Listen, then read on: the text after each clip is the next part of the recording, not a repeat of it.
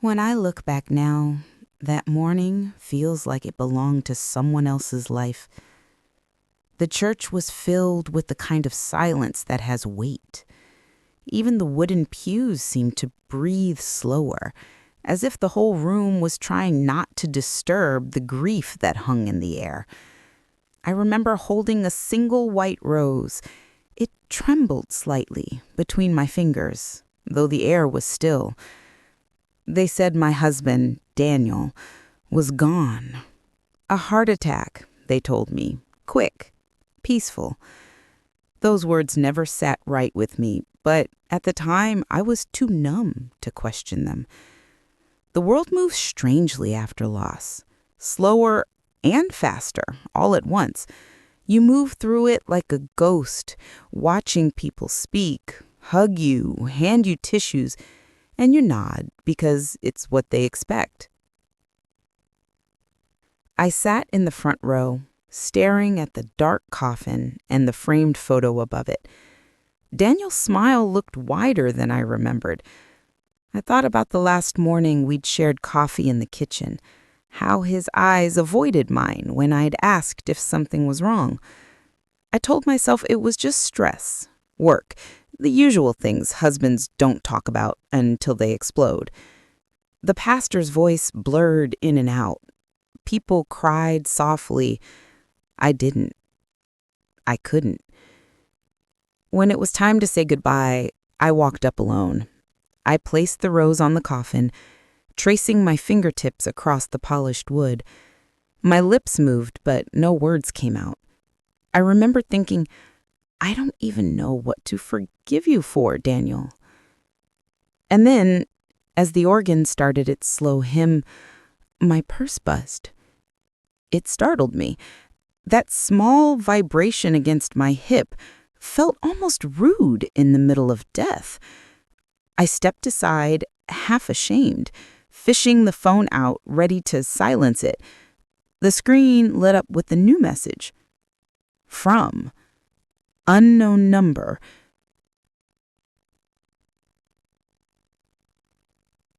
I'm still alive. Trust no one. My first thought was that it was some cruel spam or maybe a sick joke from one of his old friends, but something about the phrasing, the rhythm of those 3 words made my heart stop. Daniel used to say, "Trust no one," whenever he'd finish one of his crime thrillers. It was a running joke between us. He'd close the book, glance over, and say it in that mock serious tone that always made me roll my eyes. Now I stood at his funeral, holding my phone with shaking hands, staring at the same words written in a message that shouldn't exist. I looked around the church. Everyone was still facing the pastor. The air felt heavy, unreal. I slipped the phone back into my purse, pretending nothing had happened. My pulse pounded so loud I could barely hear the hymn. After the service, people came up to me, Daniel's coworkers, neighbors, friends from church. They said the same things. He was a good man. We're so sorry. He loved you so much. I smiled politely, nodding, barely aware of what I was saying in return. All the while, my mind spun around that text. Who sent it? Could Daniel still be alive? Later that afternoon, when everyone left and the house finally went quiet, I locked myself in the bedroom. The smell of his cologne still lingered on the dresser. I sat on the bed, opened my phone again, and read the message another dozen times. I'm still alive. Trust no one. I typed back before I could stop myself. Who is this? No response. Minutes passed. I stared at the screen until my eyes burned. Then finally, 3 small dots appeared. Someone typing. My breath caught, but just as quickly as they appeared, they vanished. No message came through.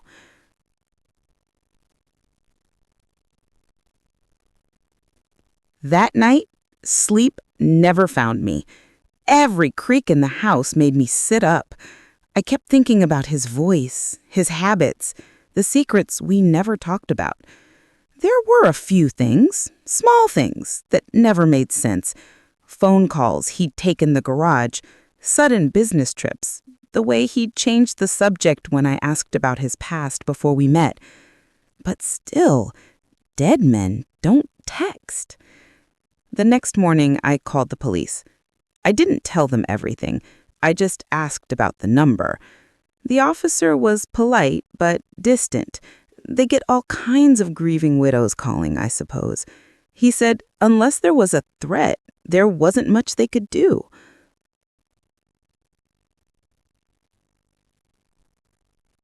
I hung up, frustrated, but pretending I was fine. I tried calling the number myself.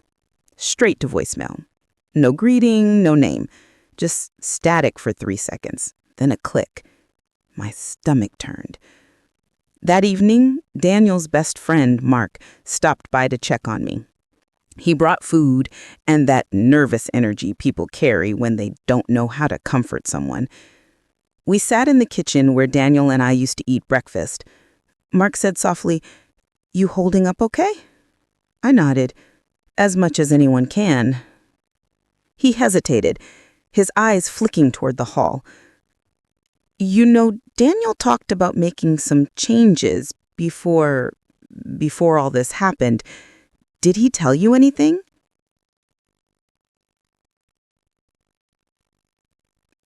"Changes?" I asked. He shrugged, forcing a smile. "Probably just work stuff. You know how he was, always planning something." But his tone didn't match his words. I caught a small tremor in his voice. I wanted to ask more, but something inside me said to wait.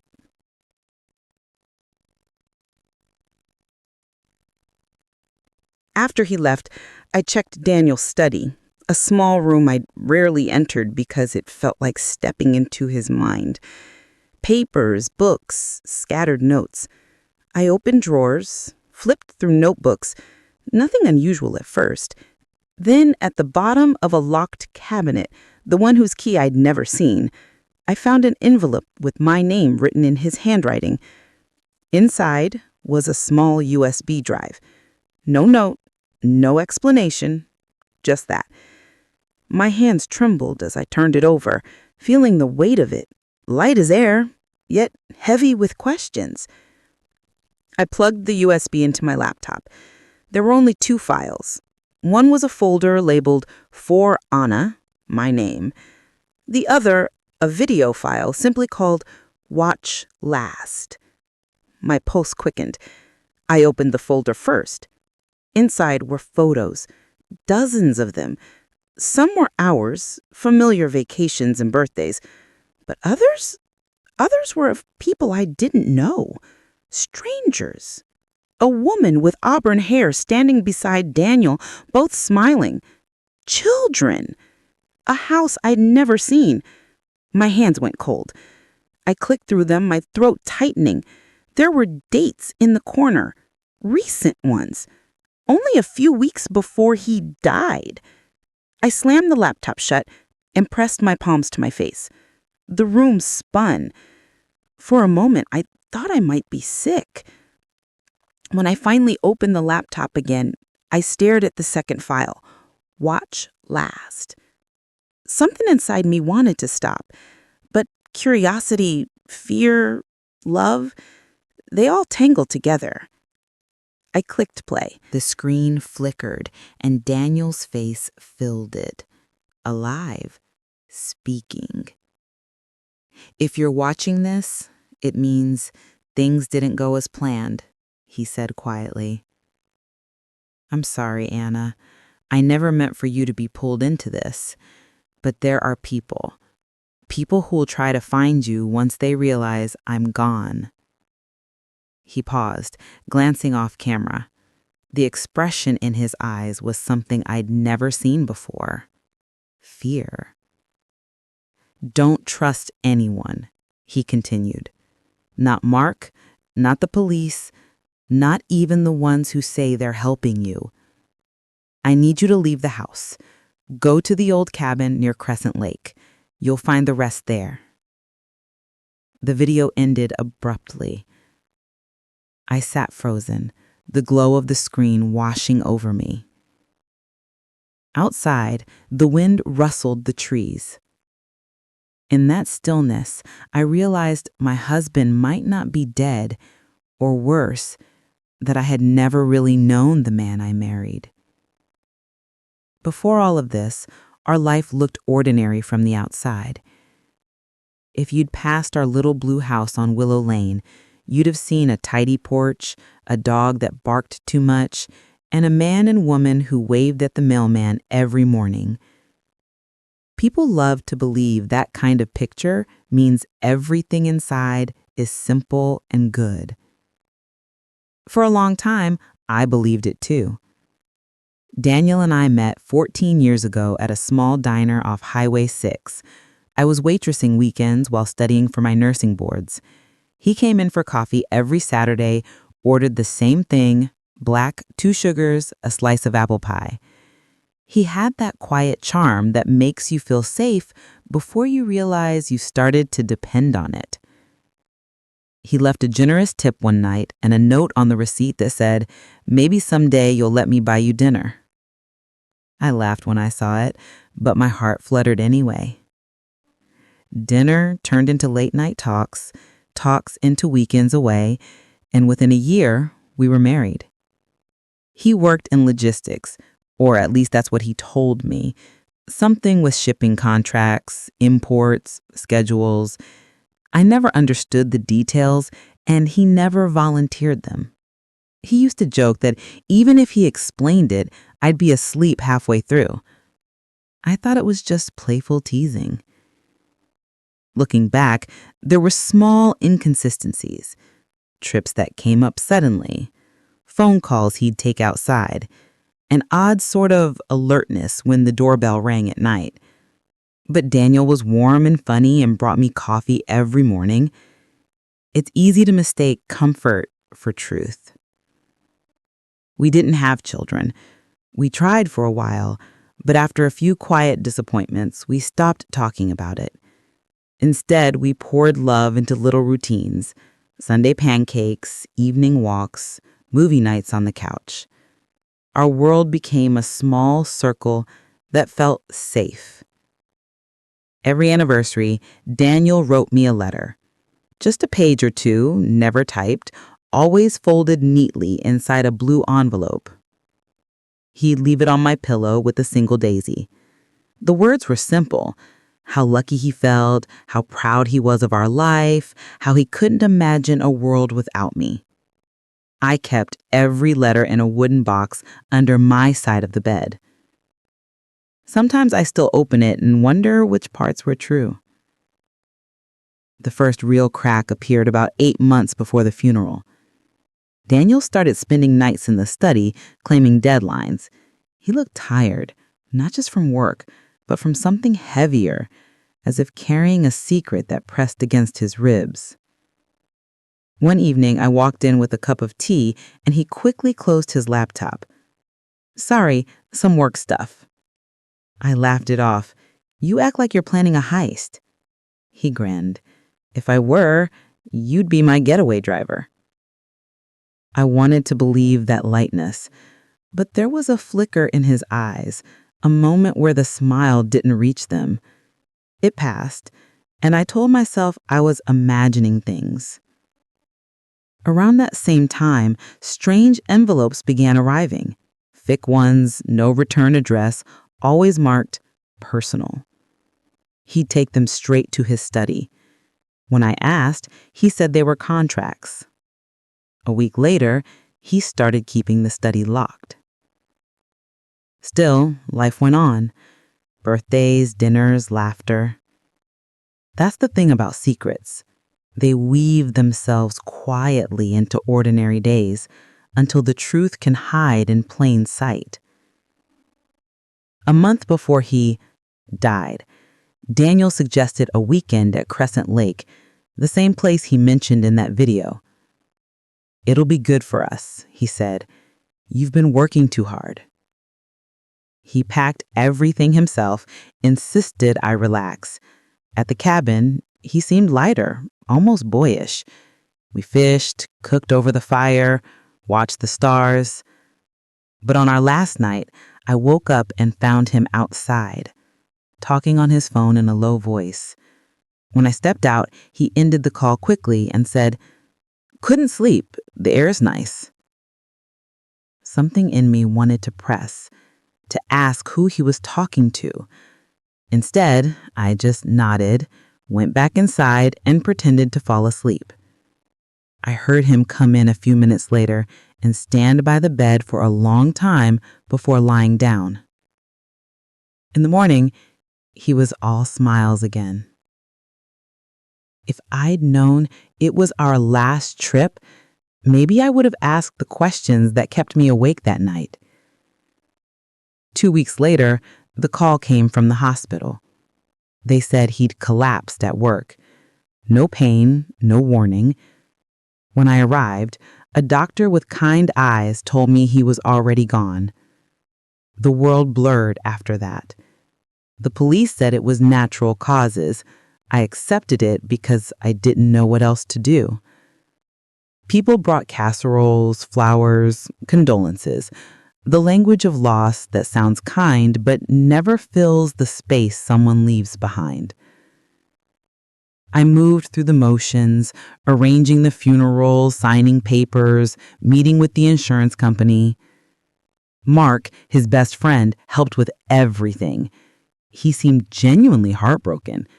Daniel was like a brother. He told me more than once. At the time, I believed him. Now, I'm not so sure.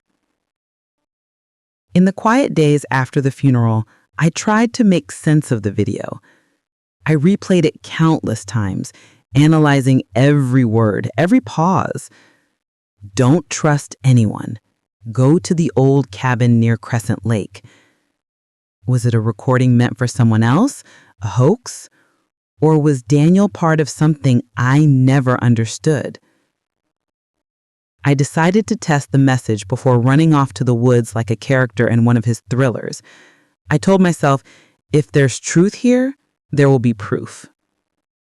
I started small, searching his study more carefully, checking his bank accounts, even calling his office pretending to confirm details for life insurance forms. Each step uncovered another thread that didn't fit. His employer said Daniel hadn't worked there for almost a year. He'd quit, claiming he was moving overseas. I remember gripping the phone so hard my knuckles turned white. When I asked if they knew what he'd been doing since, the woman said, "Consulting, I think. He left a forwarding email, but it bounced back last month." That was the moment the ground started to tilt beneath me. I wasn't working where he said he was. What was he doing every day when he kissed me goodbye each morning? The next clue came by accident. I went to the bank to handle the estate paperwork. The clerk handed me a list of Daniel's accounts, except there was one I'd never heard of, opened under his name 6 months earlier, a savings account with a balance large enough to buy another house. When I asked for access, she said, "I'm sorry, Mrs. Hughes, but this account lists a joint holder, someone named Claire L. Reed." I felt the room tilt again. I forced a smile, thanked her, and left. The name repeated in my head like an echo. Claire Reed. I'd never heard it before. At home, I checked the photos on that USB again. The auburn-haired woman, the 2 kids. Could that be her? I enlarged the picture, studying Daniel's expression. He wasn't looking at the camera. He was looking at her, smiling the way a man smiles at someone he trusts completely. For days, I lived in 2 worlds, the one where my husband was gone and the one where he might still be alive but living another life. I started keeping a notebook, writing down times, dates, names, anything that might fit together later. Each night, I'd re-watch the video, hoping to notice something new, a background sound, a clue in the lighting, anything. One evening, I finally caught it. Behind Daniel's shoulder, through a small window, I saw trees reflected in glass, tall pines bending in wind. Crescent Lake. It had to be. That's when I made my decision. If I wanted answers, I'd have to go there myself. I packed a small bag, flashlight, water, the letters from Daniel, and the USB. I didn't tell anyone. Mark had called twice that week, but I ignored him. Something about his insistence, "You shouldn't be alone, Anna," started to sound rehearsed. Before leaving, I wrote a note for the neighbor in case anyone asked where I'd gone, visiting family for a few days. Then I locked the door, slipped into Daniel's old truck, and started the 2-hour drive north. The farther I went, the heavier the sky became.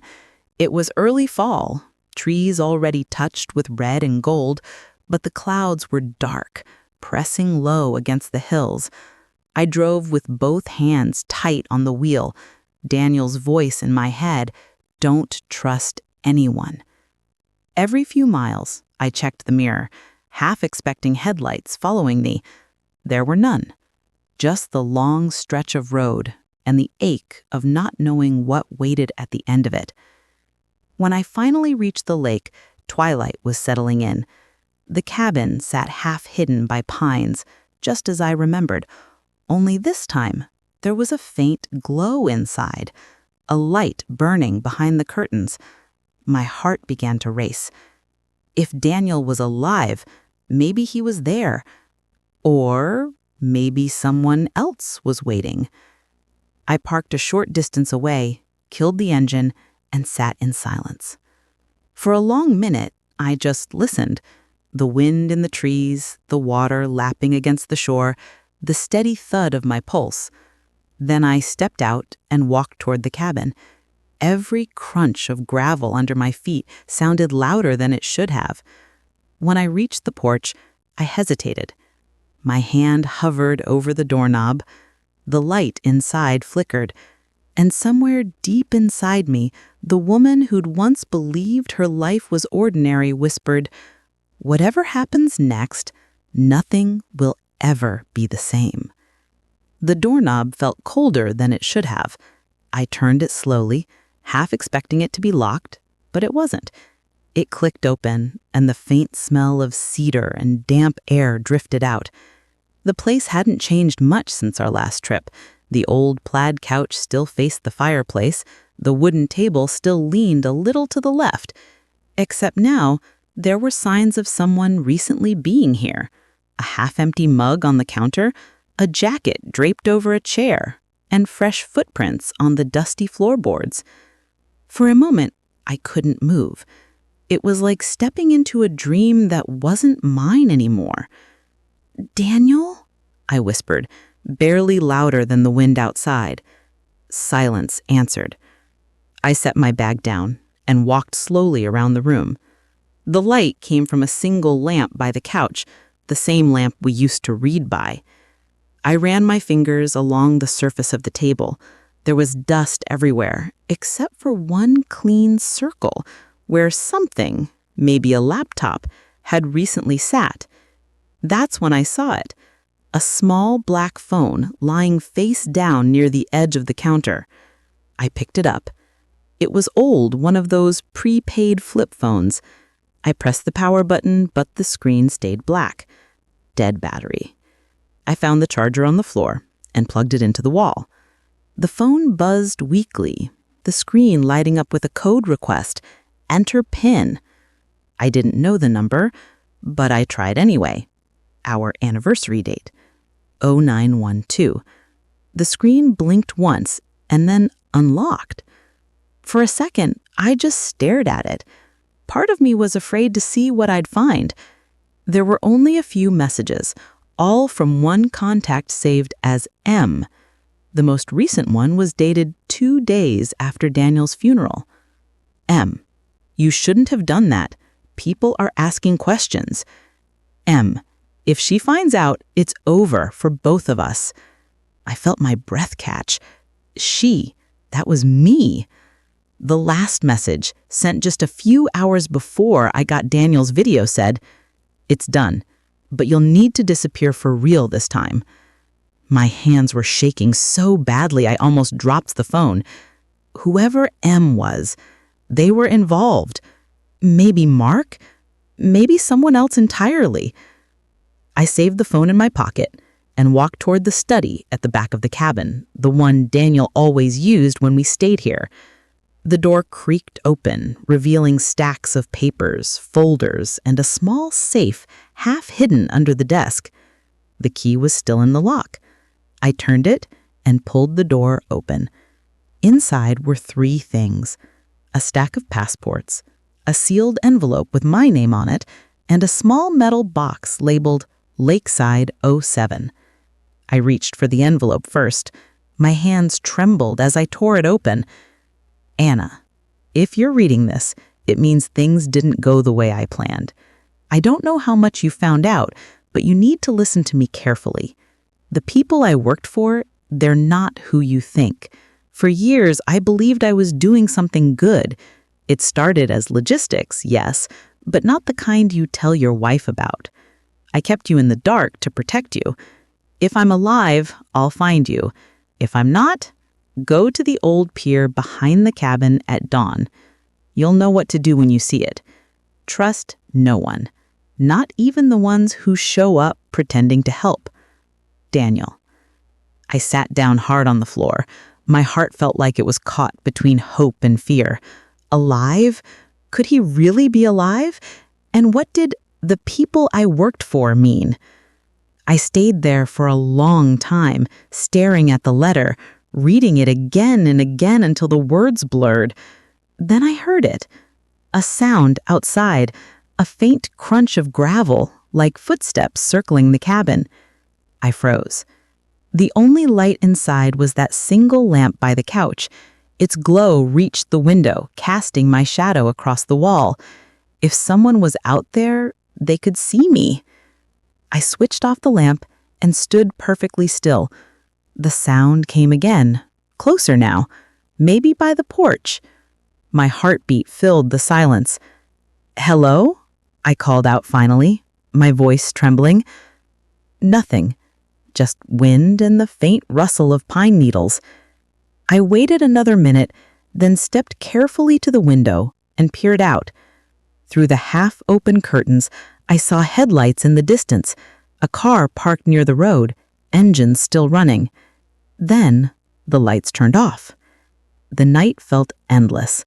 I locked the doors, shut the curtains, and sat near the fireplace, clutching Daniel's letter.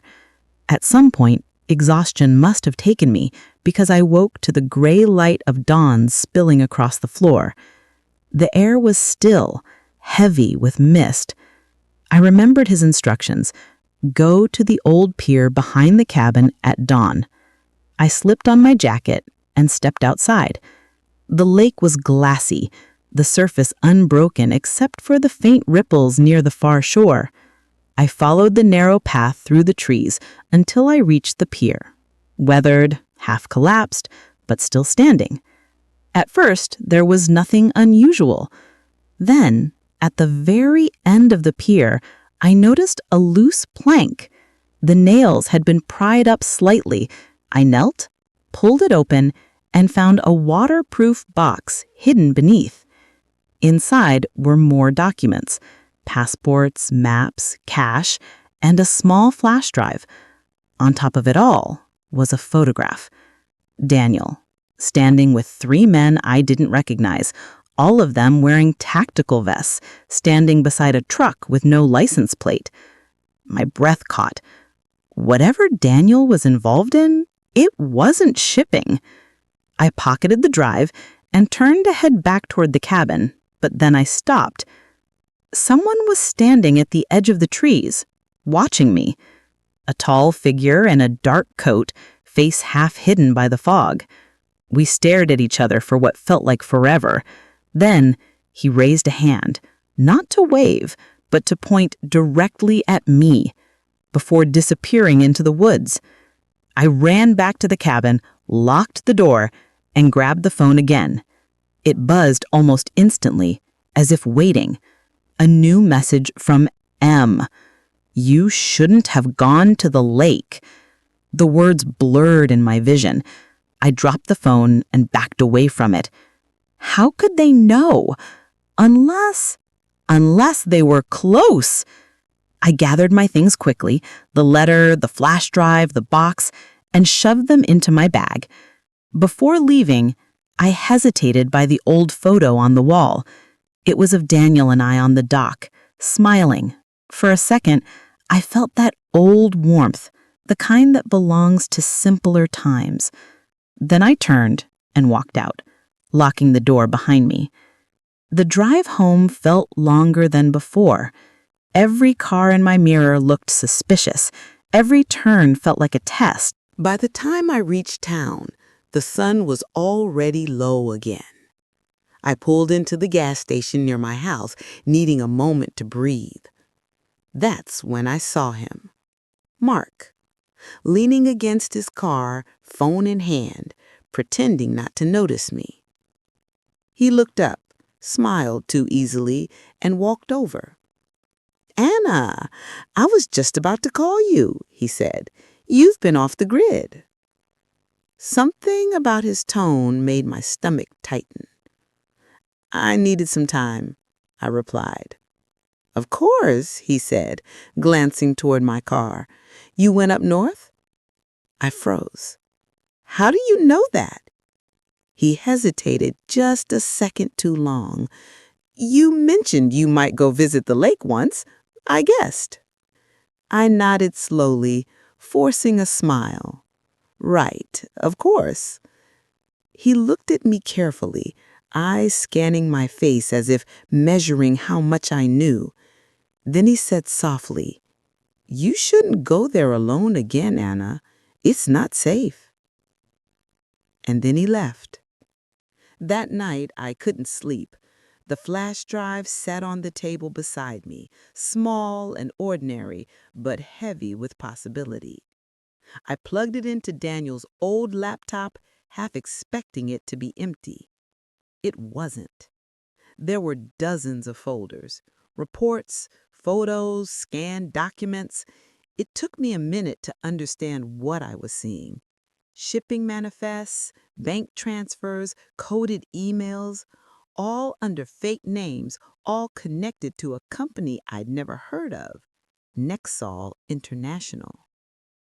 The deeper I looked, the more it felt like a web, one that stretched far beyond Daniel.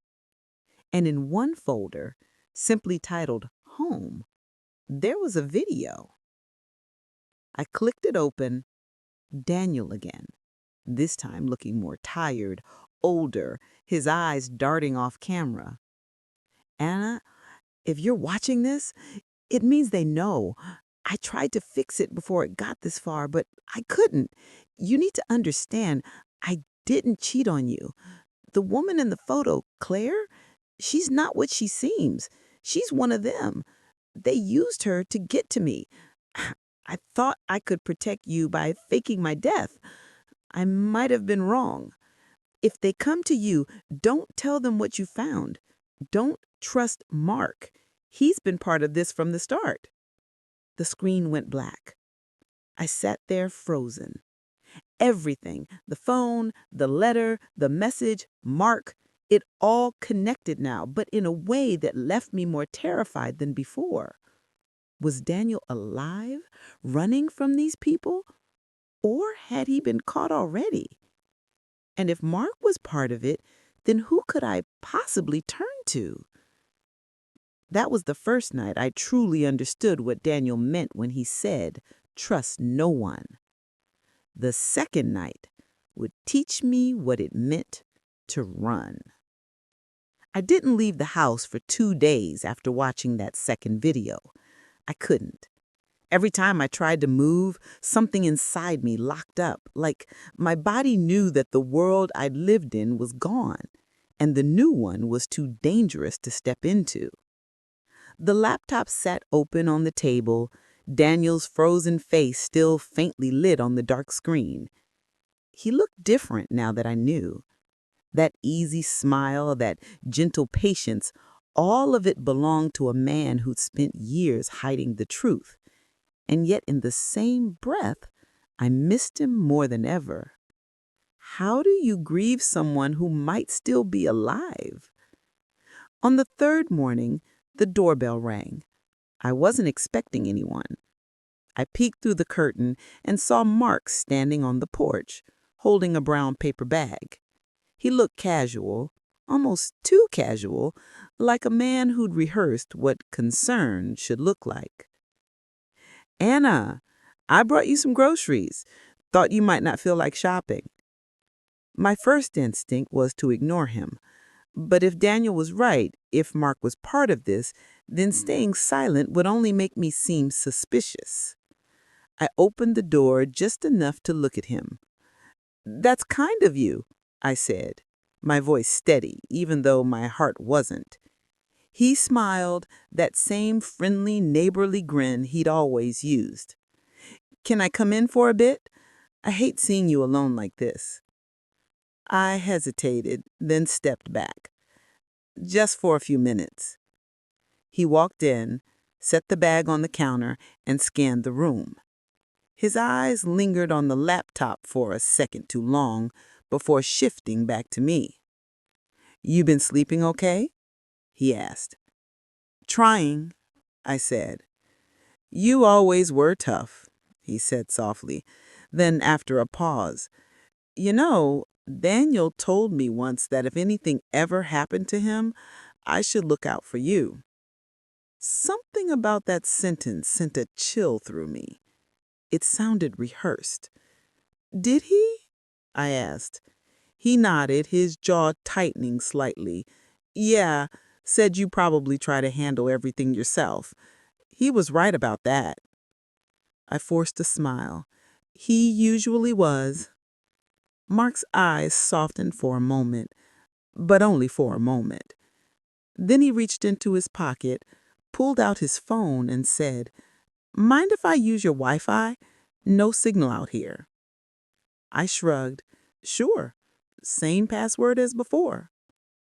He tapped for a few seconds, then the phone buzzed. He looked at it quickly, frowned, and said, "Weird.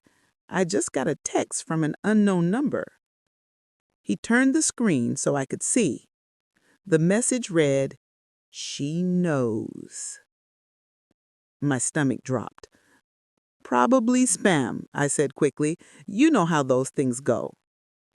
He studied my face. His smile faded. "You sure?" "Of course," I said, but my hands were trembling. He exhaled slowly, then nodded. "All right. Well, I just wanted to check in.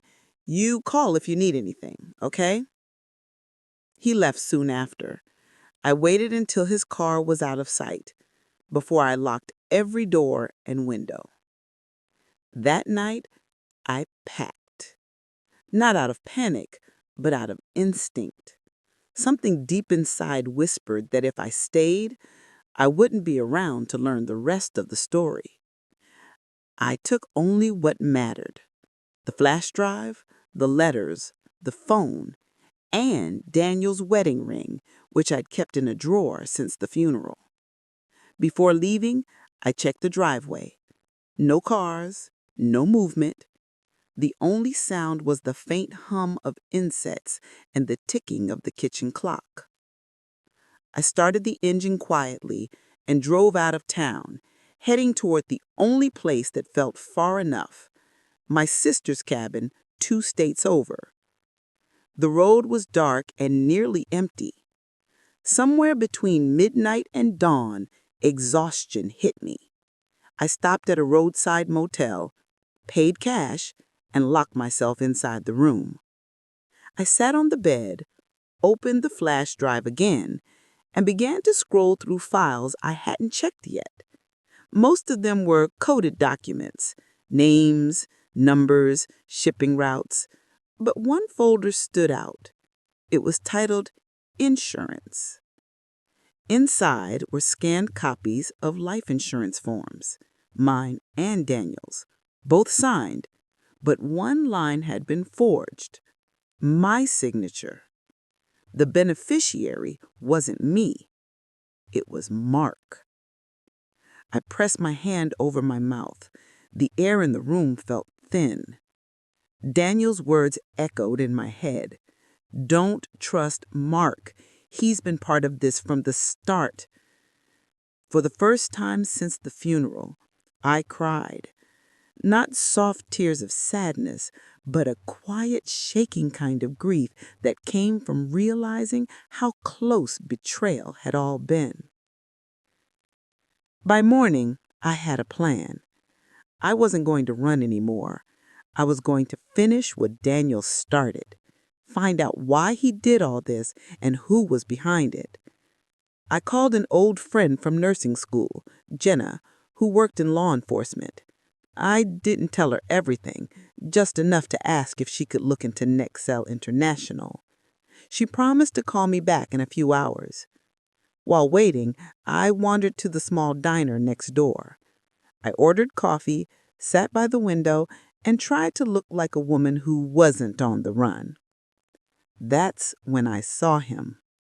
A man in a dark coat, the same build as the figure I'd seen near the cabin, sitting across the street in a parked car, pretending to read a newspaper. I didn't finish my coffee. I paid quickly, slipped out the side door, and walked through the alley until I reached the back of the motel. My car was still there, but there was something on the windshield, a small white envelope. Inside was a note written in Daniel's handwriting. Stop running. Meet me at the old train depot tonight. Come alone. My heart stopped. It couldn't be. He was dead. Everyone said so. I'd seen the coffin lowered into the ground, but there it was. His handwriting, his tone, his phrasing. I didn't know whether to feel hope or fear. I waited until dark. Then I went. The train depot had been abandoned for years, an old red brick building surrounded by weeds and silence. I parked a block away and walked the rest on foot. Every sound, crickets, gravel, wind, felt amplified. When I reached the platform, the faint hum of a generator came from inside. Light flickered through the broken windows. I pushed the door open. At first, I saw nothing, just dust and shadows. Then, movement. A man stepped out from behind a column. His face was thinner, older, but I would have known those eyes anywhere. "Daniel?" I whispered. He smiled, tired, uncertain, real. "It's me." My knees almost gave out.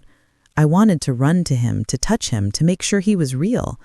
But something held me back, the part of me that had learned too quickly how easily truth could bend. "You're alive," I said. "I had to make them believe I wasn't," he said quietly. "It was the only way to keep you safe." "From what?" He sighed. "From the people I worked for, from Mark, from all of it." We sat on an old bench in the corner of the depot. Daniel explained everything, or at least as much as he could. He'd been recruited years ago by a private firm posing as a logistics company. They claimed to transport medical supplies overseas. In reality, they were smuggling restricted materials and sometimes people across borders for money. When Daniel discovered what they were doing, he tried to back out. That's when they threatened us. "They knew where you worked, where we lived. I couldn't go to the police. They had people everywhere. So I started gathering proof, planning to expose them. Mark was part of it. He pretended to be my friend, but he was watching me." "So you faked your death?" I said softly. He nodded. "It bought us time, or at least I thought it would." I looked at him, the man I'd buried, the man who'd broken my heart to save it. "You should have told me." "I couldn't risk it," he whispered. "If you'd known, they would have come for you." We sat in silence for a moment, the weight of everything unsaid pressing between us. Then he took my hand, warm, trembling, and said, "I'm sorry for everything I put you through." I wanted to believe him, and for a moment, I did. But the moment didn't last. The sharp click of a gun echoed from the doorway. We both turned. Mark stood there, expression flat, the weapon steady in his hand. "Well," he said, stepping inside, "isn't this touching?" "Mark," he said quietly, rising to his feet, "you don't have to do this." Mark laughed, low, humorless. "Don't I? You ruined everything. Do you have any idea how hard it's been cleaning up after you?" I stood up slowly. "Why, Mark? You were his friend." "Friend?" he sneered. "I was the one keeping him alive as long as he stayed useful. You think Nexel just lets people walk away?" He raised the gun toward Daniel. Time slowed. The sound of my heartbeat filled my ears. Daniel stepped slightly in front of me. "Let her go. She doesn't know anything." "That's not what the files say." I didn't think. I just moved. I grabbed the small metal box from my bag, the one marked Lakeside 07, and hurled it at him. It hit his wrist. The gun went off, the sound ringing through the depot. Daniel lunged forward, tackling him. The weapon skidded across the floor. I ran for it, kicked it away, and grabbed the phone from my pocket, the old flip phone. I pressed the emergency key Daniel had programmed months ago. It sent a signal. Within minutes, sirens echoed in the distance, louder, closer. Mark broke free and bolted toward the back door, but Daniel caught him. They struggled, crashing into a pile of wooden crates. When the police burst in, Mark was already on the ground, pinned by Daniel, his gun several feet away. The rest blurred together, flashing lights, shouted commands, officers separating us. I remember sitting on the curb outside, wrapped in a blanket, staring at Daniel. He was alive. He was safe. But I didn't know what that meant for us anymore. He looked at me through the crowd, his expression a mix of relief and apology. When Jenna, my friend, arrived, she came straight to me. "Anna," she said gently, "your call came through. We traced the company. You did the right thing." Daniel turned himself in that night, giving the authorities everything he had. Nexel International collapsed within weeks. Mark and several others were charged. The truth had finally surfaced, but freedom always costs something. When Daniel was released months later under witness protection, I went to see him one last time. We met in a small park outside the city. He looked thinner, quieter, like a man who had aged 10 years in a few months. "Where will you go?" I asked. He said, "Somewhere quiet. They'll give me a new name, a new life." "And me?" He smiled sadly. "You've already started yours." We sat there for a long time, saying nothing.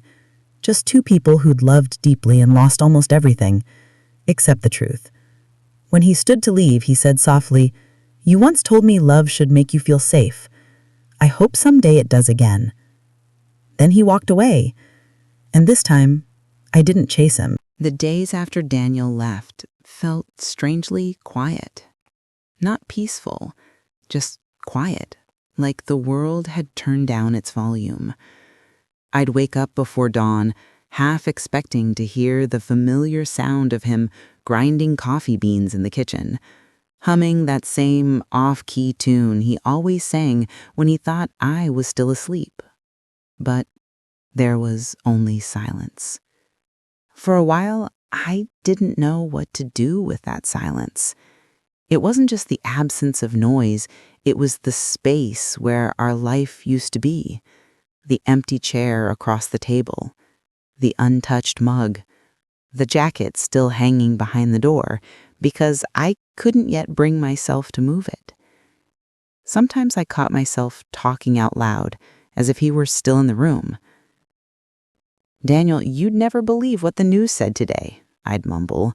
Or, "You always said that plant wouldn't survive, and you were right again." It made me feel silly, but it also made me feel less alone. A few weeks later, the police case made headlines. Nexel International was officially dismantled.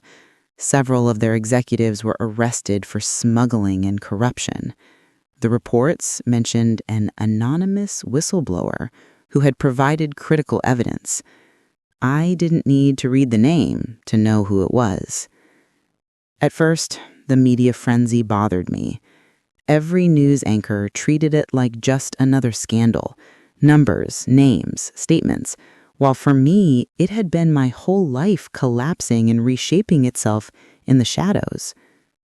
But then, slowly, something changed.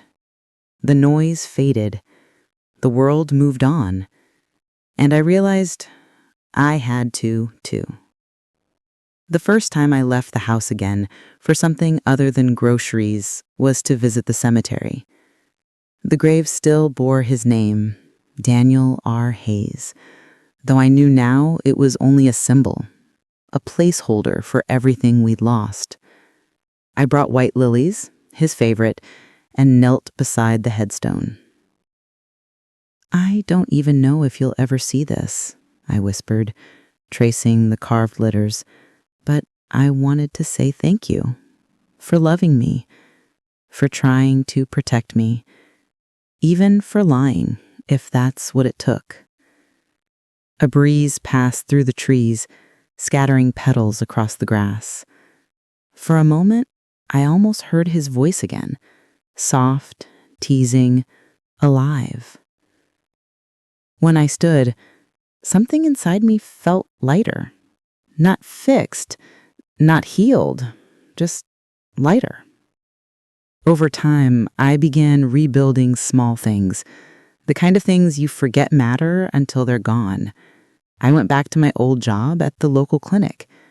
The first day felt strange, almost foreign, but the moment I greeted my first patient, an older man with shaky hands and a kind smile, I remembered why I'd loved it in the first place. Helping others grounded me in a way nothing else could. After work, I'd drive to the coast. The beach became my quiet refuge. Sometimes I'd bring a notebook and just write. Not stories, not memories, just pieces of thoughts. Like, pain doesn't vanish, it just changes its shape. Grief is love with nowhere to go. Some goodbyes never sound like endings until long after they've been said. Writing didn't make the pain disappear, but it gave it somewhere to rest. Months passed. One evening, while cleaning out an old drawer, I found the wedding photo Daniel and I had taken the summer after we married. We were standing by the lake, his arm around my shoulders, both of us laughing at something the photographer had said. For a long time, I just stared at it. We looked so young, so sure that life would always be kind.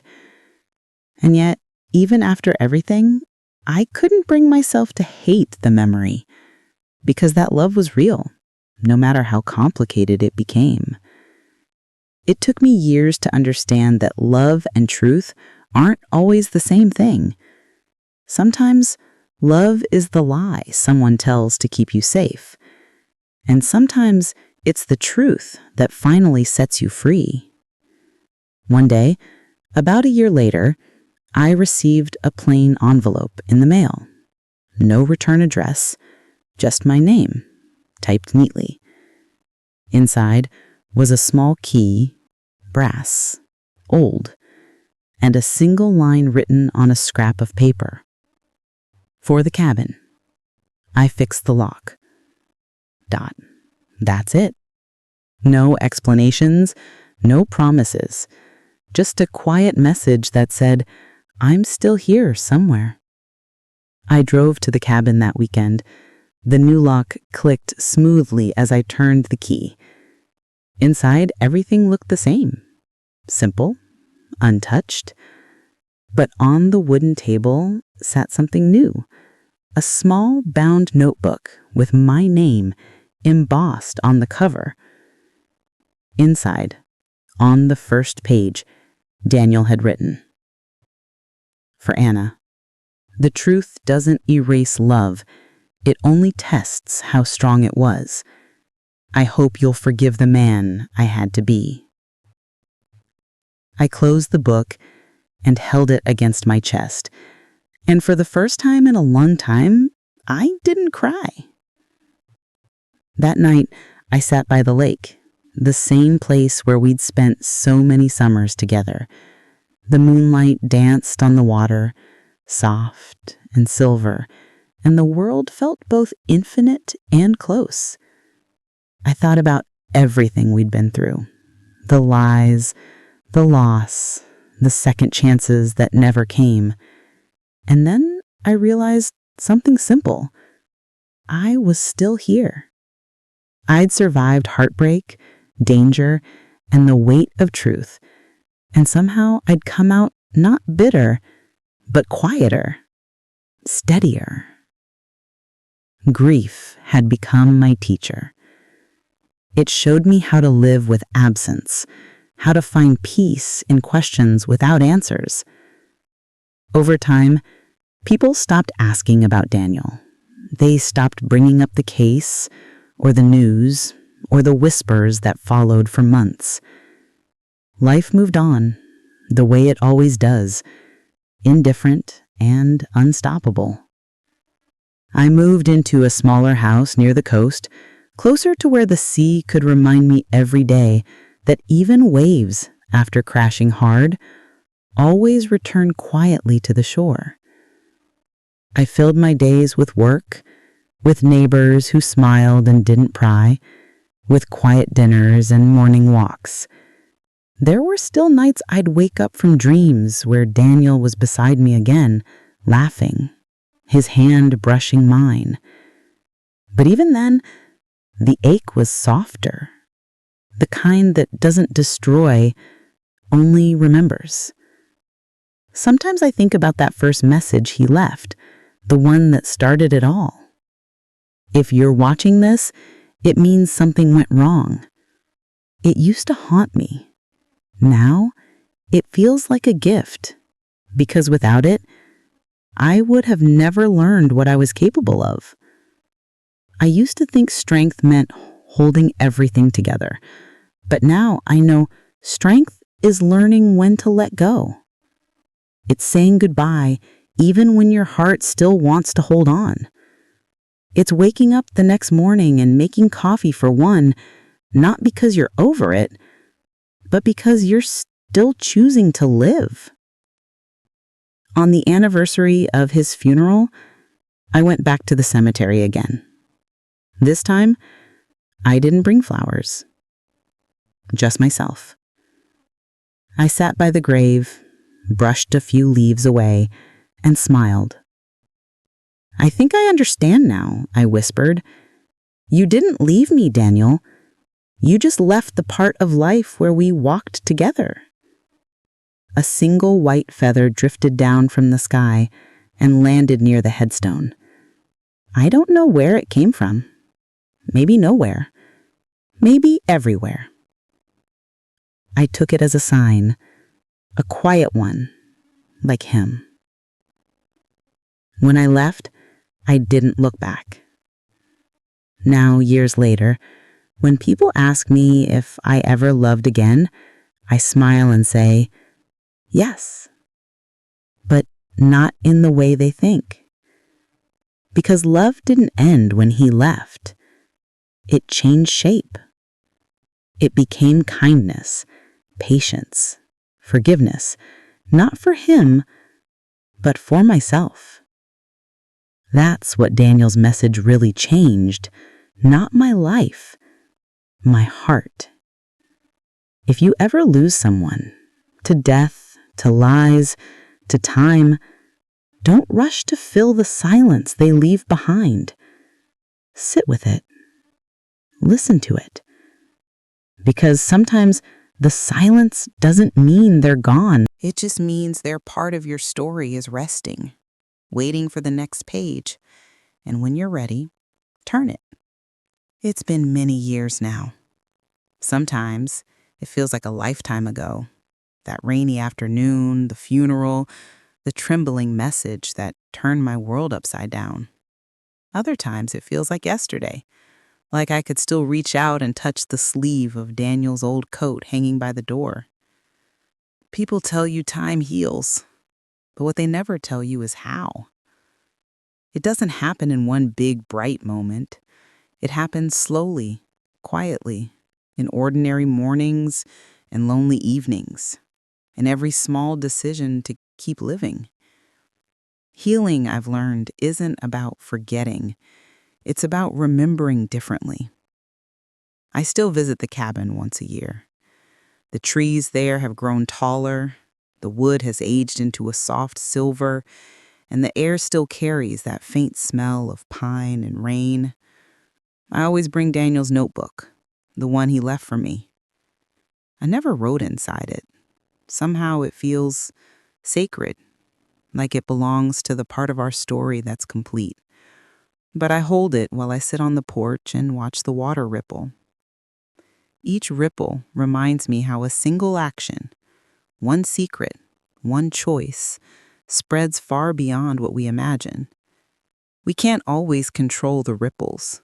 We can only decide what kind of peace we make with them. There was a time I thought love meant staying, no matter the pain. But now I know love can also mean leaving, if leaving brings truth. And sometimes, love isn't loud or dramatic. Sometimes it's a quiet message sent from somewhere unseen, asking you to keep going. I stopped asking why a long time ago. There are questions that belong to the past, and peace comes when you stop chasing them. Now, I just say thank you for what was real, for what was lost, and for what remains. I once believed my life ended with Daniel's, but I was wrong. It simply changed its form. Because every ending is only the beginning of a different kind of story, one where you learn who you are when no one else is there to hold your hand.